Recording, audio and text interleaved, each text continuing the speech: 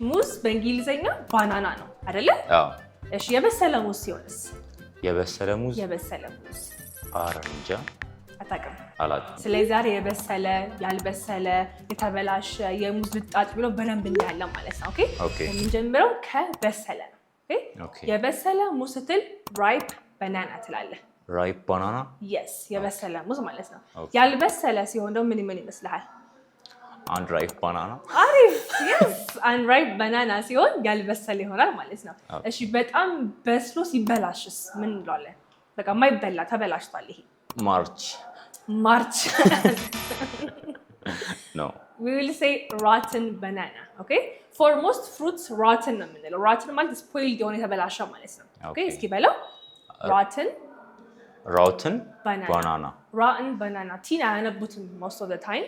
rotten banana. እስኪ በለው rotten banana. ልጣጭ ምንድን ነው? ልጣጭ is peel. እስኪ በለው peel. Yes. P-E-E-L. ፒል ኦኬ።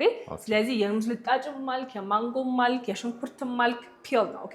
ስለዚህ የሙዝ ልጣጭ ምንድነው? ባናና ፒል። በጣም አሪፍ ጠይቀህ ነው። ከመጀመሪያው ጀምረን የበሰለ ሙዝ ባናና ራይፕ ገልበጣ ራይፕ ባናና።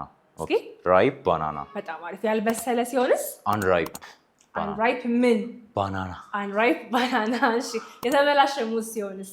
ሮትን ባናና። yes ከዛ የሙዝ ልጣጭ ፒል ባናና ፒል። በጣም አሪፍ። ስለዚህ አሁን ይሄ በደንብ ይችላል አይደለ?